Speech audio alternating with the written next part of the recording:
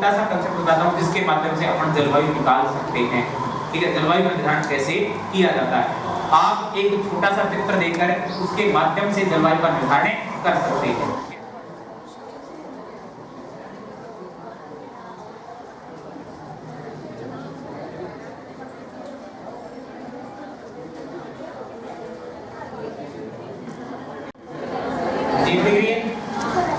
Zero degree में कौन सी रेखा है? भूमध्य रेखा। कौन सी रेखा है? भूमध्य रेखा। ये रेखा कौन सी है? कर्क रेखा। ये रेखा कौन सी है? आर्कटिक रेखा। कौन सी रेखा है? आर्कटिक रेखा। ये रेखा कौन सी है? मकर रेखा। कौन सी रेखा है? मकर रेखा है। ये कौन सी रेखा है? अंटार्कटिक रेखा है। बात क्लियर है? ये 90 डिग्री पर कौन सा पोल है? दक्षिणी ध्रुव है। ये 90 डिग्री पर कौन सा ध्रुव है? उत्तरी ध्रुव। बात क्लियर है? अब अपने को अच्छे तरीके से विदित है कि सूर्य जो होता है ना 21 जून को प्रतिवर्ष कौन सी रेखा पर होता है? यानी 21 जून को सूर्य की स्थिति कहां पर होती है? कर्क रेखा पर होती है। यहां से सूर्य 23 सितंबर को कौन सी रेखा पर आ जाता है? यहां से 22 दिसंबर को कौन सी रेखा पर आ जाता है? बात क्लियर है? घूम फिर के वापस जब जाएगा तो यहां से सूर्य दोबारा कब आ जाएगा? 21 मार्च। कब आ जाएगा? 21 मार्च। अब यहाँ से ध्यान देने की बात है, जनरल बातें सबको याद है, बेसिकली सबको याद होता है कि जो कर्क रेखा है वो कर्क रेखा भारत के मध्य भाग से जबकि राजस्थान के दक्षिणी भाग से गुजरती है। अब जब सूर्य कर्क रेखा पर रहेगा तो सूर्य ताप उतना ही ज्यादा होगा और साथ साथ में सूर्य के उपस्थिति की जो अवधि है वो भी ज्यादा रहेगी। अब देखो यहाँ से एक चीज और थोड़ा सोचकर देखना हल्का सा, कई बार इस तरीके के प्रश्न आ जाते हैं अपने राजस्थान में विशेषतः। जैसे देखो ध्यान देना, जैसे ये राजस्थान है, ठीक है। अब राजस्थान के अंदर ये कर्क रेखा है, यहाँ सूर्य प्रतिवर्ष आता है 21 जून को। ये सूर्य की किरणें सीधी पड़ रही है बांसवाड़ा के अंदर, बांसवाड़ा के अंदर सीधी पड़ रही है। जितनी ज्यादा सीधी पड़ेंगी क्या सूर्य ताप उतना ही ज्यादा होगा? भी आपने देखा था क्या यहाँ पर उतने ही अधिक सूर्य समय तक रहेगा? तो क्या यहाँ पर सबसे बड़े दिन हो सकते हैं? तो पूछा जाए राजस्थान में बड़े दिन कहाँ होते हैं? बांसवाड़ा में। लेकिन एक चीज ध्यान रखना, जो सूर्य उदय होता है सबसे पहले वो कहाँ होता है? धौलपुर में होता है। धौलपुर में दिन छोटे बड़े का कोई कंसेप्ट नहीं होता है। जैसलमेर में दिन छोटे बड़े का कोई कंसेप्ट नहीं होता है। वो होता है दिन छोटे बड़े का कंसेप्ट इसके सूर्य के सबसे नजदीक होने से, सूर्य के सबसे नजदीक होने से। तो राजस्थान के अंदर जो बड़े दिन होते हैं वो कहाँ पर होते हैं? बांसवाड़ा में। राजस्थान में छोटे दिन कहाँ पर होते हैं? गंगानगर के अंदर होते हैं, ध्यान रखना। और राजस्थान में सबसे पहले सूर्योदय कहाँ पर होता है? और सबसे अंत में सूर्योदय कहाँ पर होता है? जैसलमेर में होता है। बात क्लियर है? और राजस्थान में सबसे पहले सूर्य अस्त भी यहीं पर होगा और सबसे बाद में अस्त यहाँ पर होगा। बात क्लियर है? कोई दिक्कत नहीं है। अब ध्यान से सुनना, 21 जून को अपने उत्तरी गोलार्ध में सबसे बड़ा क्या होगा? दिन होगा। सबसे बड़ा क्या होगा? दिन होगा। सबसे छोटी क्या होगी? बात क्लियर है? इस घटना को क्या कहा जाएगा? कर्क संक्रांति या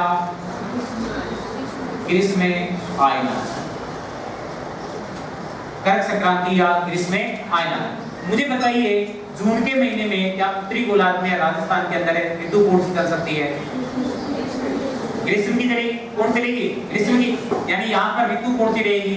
ग्रीष्म की। ऋतु कौन सी रहेगी? ग्रीष्म की। बात समझ में आ जाएगी क्या? यानी यहाँ पर अपने ये याद रख सकते हैं कि 21 जून को राजस्थान के अंदर उत्तरी गोलार्ध में सबसे बड़ा क्या होता है? दिन होता है। सबसे छोटी क्या होती है? रात होती है। घटना कौन सी कहलाती है? कर्क संक्रांति, ग्रीष्मायना। और ऋतु कौन सी होती है? ग्रीष्म की। इसी डेट को यहाँ पर देखा जाए तो सबसे छोटा दिन, सबसे बड़ी रात।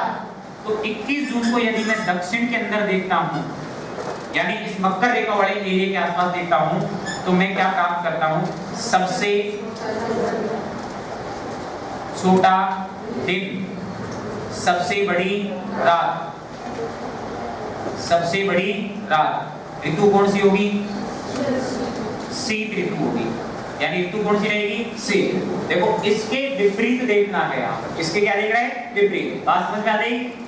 यहाँ पर यदि 22 दिसंबर की हम बात करें तो दक्षिण की बात कर रहा हूं अभी मैं, दक्षिण के अंदर क्या होगा, सबसे बड़ा दिन, सबसे छोटी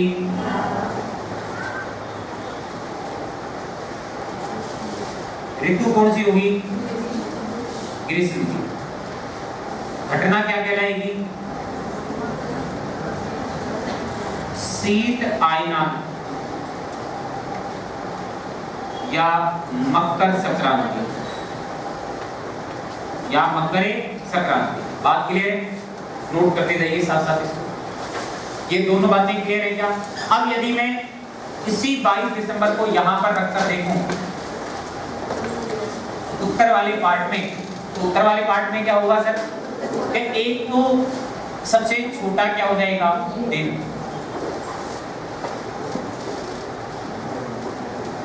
सबसे बड़ी क्या हो जाएगी, रात। ऋतु कौन सी हो जाएगी, शीत ऋतु। बात क्लियर है क्या, ये दोनों तीन चीजें, शायद मेरे हिसाब से दोनों चीजें क्लियर हो जाएंगी आराम से, कहीं कोई भी व्यवधान नहीं आएगा। ठीक है, 23 सितंबर की अपन बात करते हैं। दिन रात क्या होंगे, समान होंगे। घटना क्या कहलाएगी,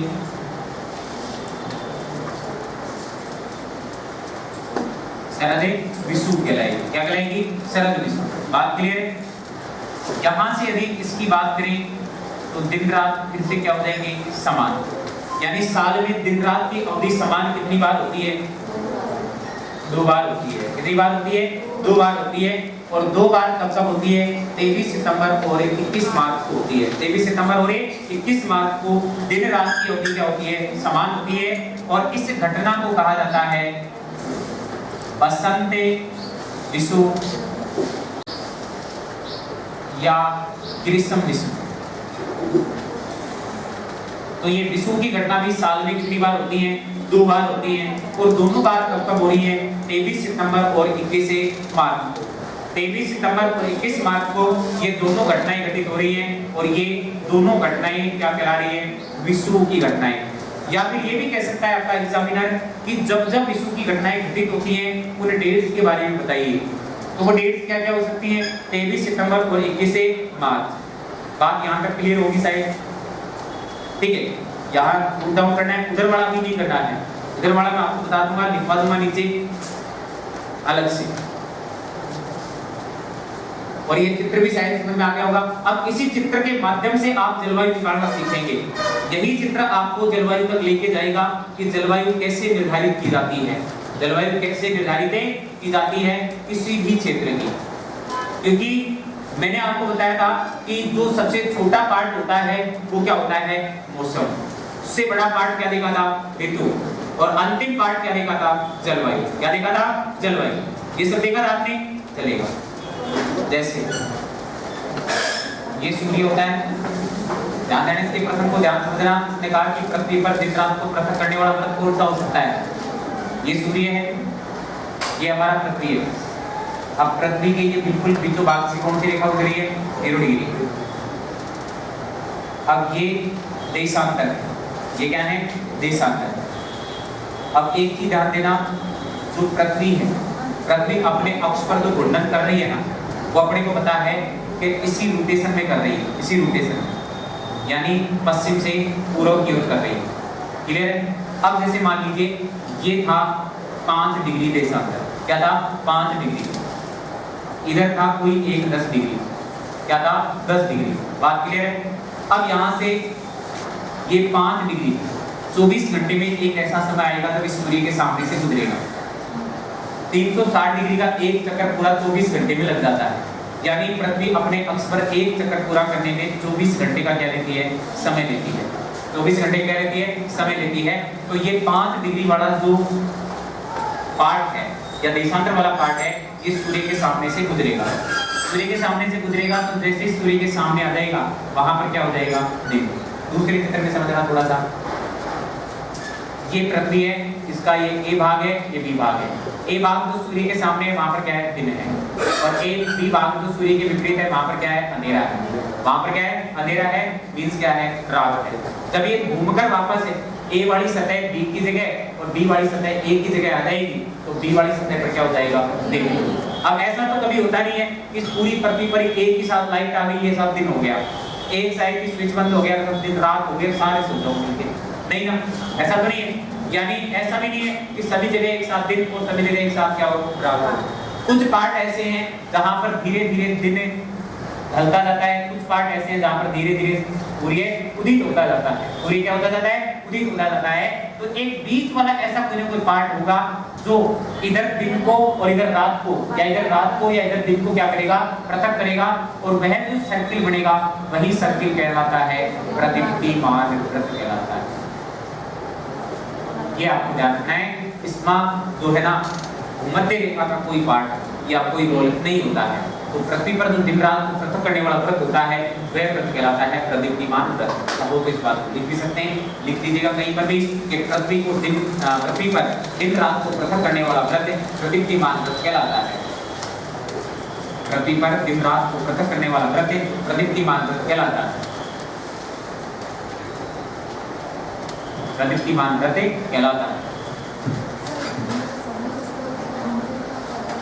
हाँ, और यदि ये पूछ लिया जाए कि पृथ्वी पर दिन रात की अवधि समान कहाँ पर रहती है, तो भूमध्य रेखा पर रहती है। तो लिख देना इस बात को, पृथ्वी पर दिन रात की अवधि, पृथ्वी पर दिन रात की अवधि भूमध्य रेखा पर, पृथ्वी पर दिन रात की अवधि भूमध्य रेखा पर समान रहती है, यानी कोई चेंजमेंट नहीं आते, बाकी ग्लोब वाइज जो है चेंजमेंट आते रहते हैं। पृथ्वी पर दिन रात की अवधि,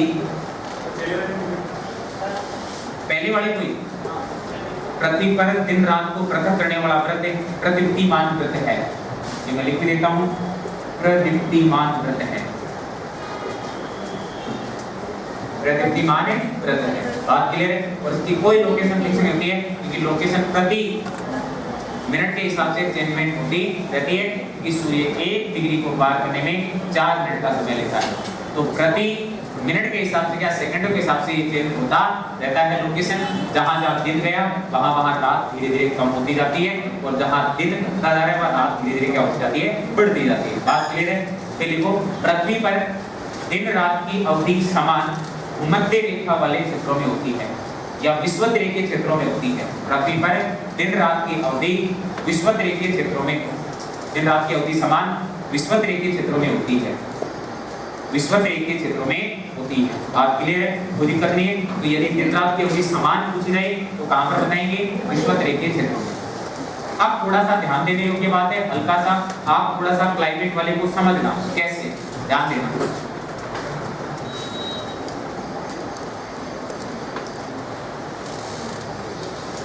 ये 0 डिग्री था, ये 3.5 डिग्री था, ये 4.5 डिग्री था, ये 90 डिग्री था, ये 23.5, ये 66.5, ये इधर 90 डिग्री। अब आपको अच्छे तरीके से क्लियर होना चाहिए कि जो सूर्य है साल भर क्या इसी पार्ट में रहता है क्या, वर्ष भर सूर्य इसी पार्ट में रहेगा क्या? क्या ये बड़ा जो एरिया है कंप्लीट, ये अन्य क्षेत्रों की अपेक्षा सूर्य ताप को अधिक प्राप्त करेगा क्या? यानी सूर्य ताप को अधिक प्राप्त कर रहा है कि कर रहा है? कर रहा है। अब सूर्य ताप को अधिक प्राप्त करेगा तो सीधी सी बात है, यहाँ की जलवायु कैसी रहेगी? उष्ण रहेगी। उष्ण बोले तो गर्म, उष्ण बोले तो गर्म। यानी यहाँ पर जो जलवायु रहेगी 23.5 से 23.5 के बीच में, वो कैसी जलवायु रहेगी? उष्ण जलवायु रहेगी। दो अक्षांशों के बीच की दूरी को कटिबंध कहते हैं, इसलिए मैं इस जलवायु कटिबंध को कह सकता हूँ उष्ण कटिबंधीय जलवायु क्षेत्र। बात क्लियर है। तो यदि आपसे पूछा जाए उष्ण कटिबंधीय जलवायु कितने डिग्री से कितने डिग्री तक है, तो 23.5 से 23.5 के बीच में है। बीच में भूमध्य रेखा वाला कंप्लीट पार्ट आ गया। बात क्लियर है? अब यहाँ से ध्यान देना, एक चीज और समझना, मैंने अभी थोड़ी देर पहले बात की थी कि सूर्य साल भर में 6 माह उत्तर में और 6 माह दक्षिण में होता है। जिस समय सूर्य दक्षिण में रहेगा उस समय अपने को पता है इससे दक्षिणी ध्रुव वाले पार्ट में दिन रहेगा। दक्षिणी ध्रुव वाले पार्ट में क्या रहेगा? दिन, क्योंकि यहाँ सूर्य पास में तो लाइट आती रहेगी, लाइट क्या रहेगी? आती रहेगी। लेकिन इसके विपरीत यहाँ जो ध्रुवीय क्षेत्र है उसमें लगभग 6 माह के लिए क्या हो जाएगी? रात। तो यदि पूछा जाए कि दक्षिणी ध्रुव पर उत्तरी ध्रुव पर रात की स्थिति बनती है जब सूर्य कौन से रेखा पर रहेगा? मकर रेखा पर रहेगा। उस समय उत्तरी ध्रुव पर रात की स्थिति बन जाती है लगभग 6 माह के लिए, लगभग 6 माह के लिए। और यहाँ पर कैसी होती रहेगी? दिन की होती रहेगी। कैसे होती रहेगी? दिन की। जब ये सूर्य 6 माह के लिए उत्तर में चला जाएगा तो उत्तर वाले पार्ट में क्या हो जाएगी? लाइट हो जाएगी, मतलब दिन हो जाएगा। लाइट हो जाएगी मतलब क्या हो जाएगा? दिन। यहाँ पर क्या हो जाएगी? रात। मैंने कहा था जहां पर सूर्य का किरणें तिरछी रहेगी वहां पर ठंडे होने के चांसेस ज्यादा रहेंगे, दिन ठंडे होने के चांसेस ज्यादा रहेंगे। अब आप जैसे जैसे यहाँ इस कर्क रेखा से या मैं यूं कहूँ भूमध्य रेखा से ध्रुवों की ओर जाते हैं तो टेम्परेचर घटेगा बढ़ेगा? घटेगा। ऑब्वियसली बात है, वहां पर क्या होगा? घटेगा। यहाँ पर टेम्परेचर घटने का रीजन क्या है? एक तो सूर्य की केवल रोशनी मात्र पहुंचती है, ऊर्जा या ऊष्मा नहीं पहुंचती। जब ऊर्जा या ऊष्मा पहुंचेगी नहीं, यानी सूर्य ताप प्राप्त होगा ही नहीं, तो तापमान कहां से होगा? सूर्य ताप प्राप्त होगा ही नहीं तो तापमान कहां से प्राप्त होगा? तो यहाँ पर जो कंडीशन बनेगी वो हमेशा कंडीशन बनी रहेगी शीत की। कैसी कंडीशन बनी रहेगी बेटा? शीत की। तो यहाँ पर जो 66.5 से 90 के बीच का जो कटिबंध बनेगा उस कटिबंध को लगभग क्या कहेंगे? शीत कटिबंध। अब यदि मैं इस कटिबंध को छोड़कर इस कटिबंध में जाता हूँ, ये शीत के और उष्ण के बीच में है, यहाँ से यहाँ जाता हूँ, इसकी तुलना में मुझे ठंडा महसूस होता है। इसकी तुलना में मुझे क्या होता है? ठंडा महसूस होता है। जबकि यहाँ नीचे की तरफ आता हूँ तो मुझे इसकी तुलना में कैसा महसूस होता है? गर्म होता है। कंडीशन ये है कि उष्ण और शीत के बीच का मामला है। उष्ण और शीत के बीच का मामला है। तो यदि यहाँ पर मैं एक शब्द बनाना चाहूँ तो ये बना सकता हूँ शीत धन उष्ण। शब्द क्या बनेगा? शीतोष्ण। क्या बनेगा? शीतोष्ण। कौन सी संधि है? कौन संधि है? कौन संधि का एक उदाहरण भी हमारे समझ में आ गया। कौन संधि का एक उदाहरण भी हमारे समझ में आ गया। तो यहाँ से देखो शीतोष्ण बड़ा, शीतोष्ण की परिभाषा क्या हो सकती है? ये शीत की तुलना में तो गर्म होता है, लेकिन उष्ण की तुलना में क्या होता है? ठंडा होता है। बात क्लियर है क्या? अब ध्यान से समझना, ये पृथ्वी पर कंप्लीट पृथ्वी पर आपने कटिबंध अंकित कर दिए, पक्का? कोई ऐसी जगह बची है क्या जहां पर आपने कटिबंध नहीं दर्शाई? नहीं ना। अब एक बार इनको काउंट कर लीजिए जरा। 1 2 3 4 5। पूछा जाए कि पृथ्वी पर कुल कितने ताप कटिबंध बनते हैं? 5। पृथ्वी पर कुल कितने ताप कटिबंध बनते हैं? 5। मूल कितने हैं? अब देखो मूल आपको पता है 3 ही है, 1 2 3, क्योंकि इसी का पार्ट कहां पर है? दक्षिण में। इसी का पार्ट कहां पर है? दक्षिण में। तो मूल तो कितने हैं? शब्द को ध्यान से देखना। मूल कितने हैं? 3। कुल कितने हैं? 5। कुल कितने हैं? 5।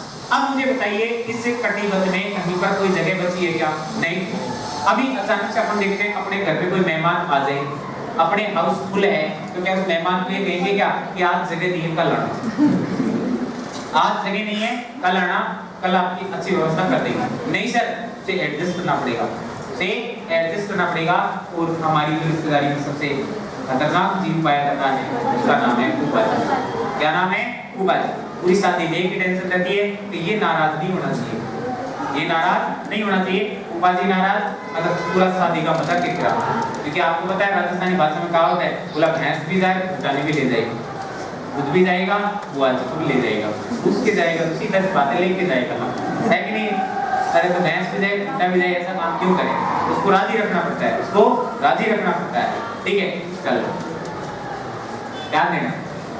अब यहाँ से मान लीजिए वही फूफा जी एंटर हो गए अपने इस पूरे के पूरे जोन में। आगे उनको जगह देनी पड़ेगी, मना नहीं कर सकते। अब मुझे बताइए, क्या वो जो फूफा जी हैं, जो नया कटिबंध यहाँ क्रिएट करेगा आपका मास्टर, क्या वो अपने मूल में है क्या? परिवार के मूल सदस्यों में आते हैं क्या? अपने जो मेन सदस्य हैं, हाँ, अपने जो रिश्तेदार हैं उनमें आते हैं क्या? हमारे कुल सदस्यों में उनका नाम होता है क्या? और हमारे जन आधार में नाम है क्या फूफा जी का?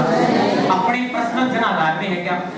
फूफा जी का था वो कटवा दिया, फूफा जी का था वो और कटवा दिया। क्या हमारे राशन कार्ड में है क्या? नहीं है, पक्का। यानी वो दूर से है, इसमें नहीं है, यानी उसका न तो मूल में कोई विवरण होगा न कुल में कोई विवरण होगा, न तो मूल में होगा न कुल में होगा, यानी किसी भी कंडीशन से इसका हमारे न तो मूल में न कुल में होगा, ये अलग से होगा। ठीक है, ध्यान दें। इसके लिए यहाँ जगह आरक्षित की गई 20 डिग्री से लेकर 45 डिग्री के बीच में। फूफा जी का नाम है कुपोषण, कुपोषण मत लिखना।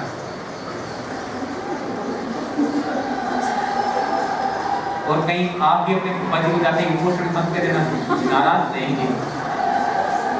ठीक है, यानी यहाँ पर कुपोषण है, यहाँ पर कुपोषण 20 से 45, 20 से 45। अब यहाँ पर देखो, इसे कुपोषण की यदि अपन डेफिनेशन तैयार करें तो क्या हो सकती है कि सर उष्ण की तुलना में तो ये क्या है, ठंडा है, लेकिन शीतोष्ण की तुलना में क्या है, गर्म है। या मैं यूं कह सकता हूं क्या शीतोष्ण और उष्ण के जो मिड की कंडीशन बनती है, मध्य की कंडीशन बनती है, वह कंडीशन क्या कहलाती है, कुपोषण कहलाती है। क्या कहलाती है, कुपोषण। अब कुपोषण हमारे पृथ्वी के मूल या कुल ताप कटिबंधों में आता है क्या? नहीं आता है। ये एक मेहमान कटिबंध है, और मेहमान कटिबंध न तो मूल में आते हैं न कुल में आते हैं। यदि कहीं गलती से भी इसको मुख्य ताप कटिबंधों में शामिल करें तो ये बात बिल्कुल क्या हो जाएगी, गलत हो जाएगी। अब थोड़ा सा मैं एक बार इसको साइड रखकर अपने राजस्थान को यहाँ अप्लाई करके देख लूं एक बार। हमारा राजस्थान कुछ इस टाइप से बसा हुआ है, ठीक है। अब यहां से ध्यान देना थोड़ा सा, ये राजस्थान,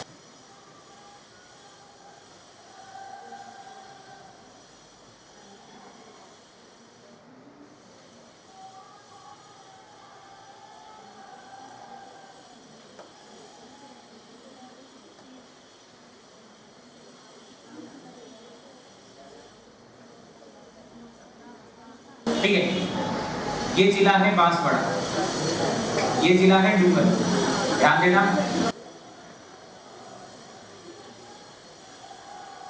ठीक है, यहां से एक रेखा गुजरती है जिसका नाम है कर्क रेखा।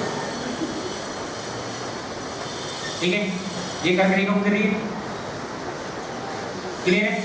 अब मुझे बात बताइए, कर्क रेखा के नीचे वाले पार्ट में, यहाँ इस वाले पार्ट में किस प्रकार की जलवायु है, उष्ण। किस प्रकार की है, उष्ण। तो क्या मैं ये कह सकता हूं क्या कि राजस्थान के बांसवाड़ा जिले के अंदर उष्ण कटिबंधीय जलवायु है? कह सकता हूं क्या कि राजस्थान के बांसवाड़ा जिले में उष्ण कटिबंधीय जलवायु है? क्योंकि मैंने अपने मन के अकॉर्डिंग नहीं कहा, मैंने कंडीशंस को देखकर कहा, मैंने कंडीशंस को देखकर कहा। इस कर्क रेखा से ऊपर वाला जितना भी पार्ट आपको ये दिख रहा है, ये किस में आ रहा है, शीतोष्ण में आ रहा है। किस में आ रहा है, शीतोष्ण में। तो क्या मैं ये कह सकता हूं क्या कि राजस्थान के एक बांसवाड़ा जिले में उष्ण है और शेष 32 जिलों में शीतोष्ण है? एक जनरल बात मैं कर रहा हूं, जनरल बात मैं कर रहा हूं। बांसवाड़ा जिले में कैसी है, उष्ण, और शेष 32 जिलों में कैसी है, शीतोष्ण। कैसी है, शीतोष्ण। क्या मैं ये बात कह सकता हूं क्या? बिल्कुल कह सकता हूं। अब मैं कहता हूं कि क्या मैं एक बार यदि इस कुपोषण की कंडीशन को रखकर भी देखूं तो ये राजस्थान 23 डिग्री से शुरू होता है, ये नीचे 20 डिग्री से चालू हो रहा है, और ये राजस्थान 30 डिग्री 12 मिनट पे खत्म होता है, जबकि ये जा रहा है 45 तक। क्या कंप्लीट राजस्थान को कुपोषण ने कवर कर रखा है क्या? बिल्कुल कर रखा है। तो मैं ये कह सकता हूं क्या कि संपूर्ण राजस्थान के अंदर कुपोषण कटिबंधीय जलवायु पाई जाती है? कह सकता हूं क्या? क्या राजस्थान के 32 जिलों में शीतोष्ण कटिबंधीय जलवायु बोली जा सकती है क्या? एकमात्र जिला जिसमें उष्ण कटिबंधीय जलवायु, बांसवाड़ा। अब बांसवाड़ा को एक बार फिर ध्यान से देखो, बांसवाड़ा के हाफ पार्ट में कैसी है, उष्ण, हाफ पार्ट में कैसी है, शीतोष्ण, और कंप्लीट में कैसी है, उष्ण। तो क्या राजस्थान का बांसवाड़ा एकमात्र ऐसा जिला हो सकता है क्या जिसमें उष्ण, शीतोष्ण और उपोष्ण तीनों प्रकार की जलवायु पाई जाएगी? हो सकता है क्या? तो हमारा बांसवाड़ा एकमात्र ऐसा जिला हो सकता है जिसमें उष्ण, शीतोष्ण और उपोष्ण तीनों प्रकार की जलवायु पाई जा सकती है। और बेसिकली हमारे राजस्थान से जो प्रश्न आता है वो ये आता है कि राजस्थान में किस प्रकार की जलवायु नहीं है। अब देखो राजस्थान की जलवायु के लिए अपन काम में ले सकते हैं उष्ण, ठीक है, शीतोष्ण, उपोष्ण, गर्म, मानसूनी, ये सभी शब्द काम में ले सकते हैं किसके लिए? राजस्थान के लिए। क्या राजस्थान की जलवायु के लिए ठंडी जलवायु काम में ले सकते हैं क्या? नहीं। ठंडी ने देकर शीत जलवायु काम में ले सकते हैं क्या? क्या ध्रुवीय जलवायु काम में ले सकते हैं क्या? नहीं। और अधिकांशतः आपको जो राजस्थान की जलवायु के साथ मिलेगा वो देगा ध्रुवीय, क्योंकि राजस्थान की जलवायु ध्रुवीय जलवायु किसी भी कंडीशन में नहीं हो सकती, क्योंकि हमने हमारे राजस्थान के अक्षांश देखे अच्छे तरीके से। हमारे राजस्थान के क्या देखें? अक्षांश। क्या वो अक्षांश बात को बताते हैं क्या कि हमारे राजस्थान के अंदर ध्रुवीय जलवायु हो सकती है? नहीं हो सकती। ध्रुवीय जलवायु तो यहाँ पर है, ये वाला पार्ट है, ये वाला जो पार्ट है इसमें है शीत जलवायु, ठंडी जलवायु लगभग, ठीक है। तो क्या हमारे राजस्थान के अंदर किस प्रकार की जलवायु के कोई लक्षण पाए जा सकते हैं क्या? नहीं पाए जा सकते। तो क्या राजस्थान की जलवायु निकालने में आसानी रहेगी हमें ये दोनों चित्र देखने पर? अब मुझे एक बात करना, दोबारा से समझा रहा हूँ, ध्यान से देखना। पृथ्वी पर मूल रूप से कितने ताप कटिबंध बनते हैं? तीन। कौन कौन से हैं? शीतोष्ण और उष्ण। कुल कितने बनते हैं? 5। पृथ्वी पर जो मेहमान कटिबंध है वो कौन सा है? 20 से 45। 20 से 45। उष्ण कितने से कितने तक है? 23.5 से 23.5, यानी कर्क से मकर के बीच में। 23.5 से 66.5 तक, 23.5 से 66.5 तक उत्तर में और दक्षिण में दोनों साइड कौन सा है? 66.5 से ध्रुवों तक दोनों साइड कौन सा है? सेम है। 20 से 45 कौन सा है? उपोष्ण है। कौन सा है? उपोष्ण। राजस्थान के बांसवाड़ा जिले के दक्षिणी भाग में किस प्रकार की जलवायु है? उष्ण है। राजस्थान का एकमात्र जिला जिसमें उष्ण जलवायु बांसवाड़ा। राजस्थान के शेष 32 जिलों में कैसी है? कंप्लीट राजस्थान में किस प्रकार की है? राजस्थान की जलवायु कैसी हो सकती है? उष्ण, शीतोष्ण, उपोष्ण, गर्म, मानसूनी। क्या राजस्थान की जलवायु ठंडी, शीत या ध्रुवीय हो सकती है क्या? नहीं हो सकती। क्या बांसवाड़ा एकमात्र ऐसा जिला हो सकता है क्या जिसमें उष्ण, शीतोष्ण और उपोष्ण तीनों प्रकार की जलवायु पाई जा सकती है क्या? मास्टर ने यहाँ रटना सिखाया है क्या? क्या करना है? केवल समझना है। क्या करना है? समझना है। अगर ये बात समझ में आ गई, ये चित्र समझ में आ गई, पूरा मामला क्या हो जाएगा? सेट हो जाएगा। तो एक बार इस मामले को सेट कर दीजिए, ठीक है। फिर एक एक कंडीशन में आपको लिखवा दूंगा यहाँ।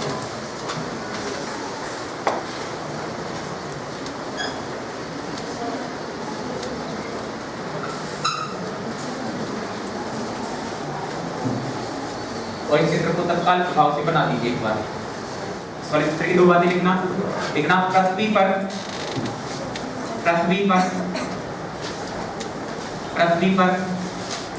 मूल रूप से पृथ्वी पर मूल रूप से 3 ताप कटिबंध बनते हैं। पृथ्वी पर मूल रूप से 3 ताप कटिबंध बनते हैं। पृथ्वी पर मूल रूप से 3 ताप कटिबंध बनते हैं। तीनों के नाम आप लिख सकते हैं, उष्ण, शीतोष्ण, शीत। उष्ण, शीतोष्ण, शीत।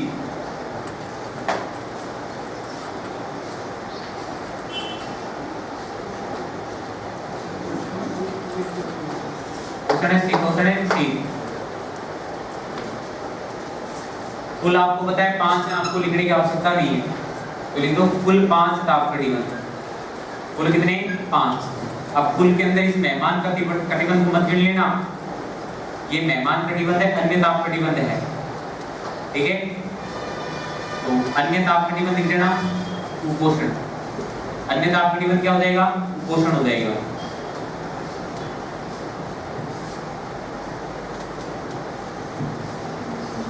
फिर एक स्टेटमेंट लिखना,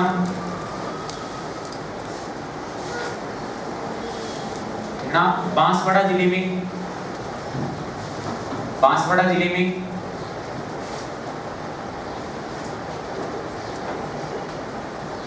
उष्ण कटिबंधीय मानसूनी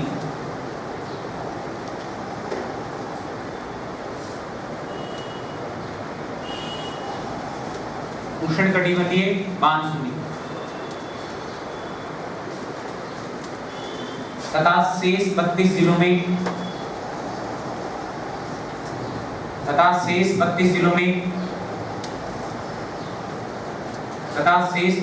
में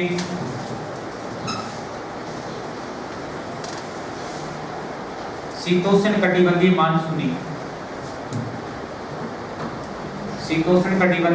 मानसूनी जलवायु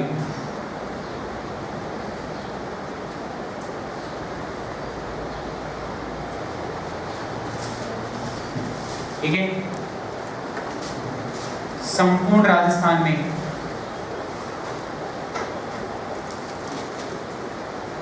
कैसी उपोष्ण कटिबंधीय मानसूनी, संपूर्ण राजस्थान में उपोष्ण कटिबंधीय मानसूनी, उपोष्ण कटिबंधीय मानसूनी, ठीक है। फिर नेक्स्ट पे ध्यान दीजिएगा अगली बात पे, कितना बांसवाड़ा में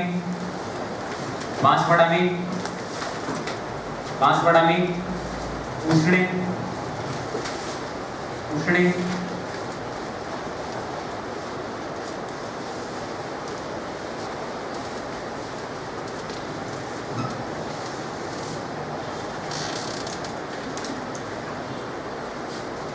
शीतोष्ण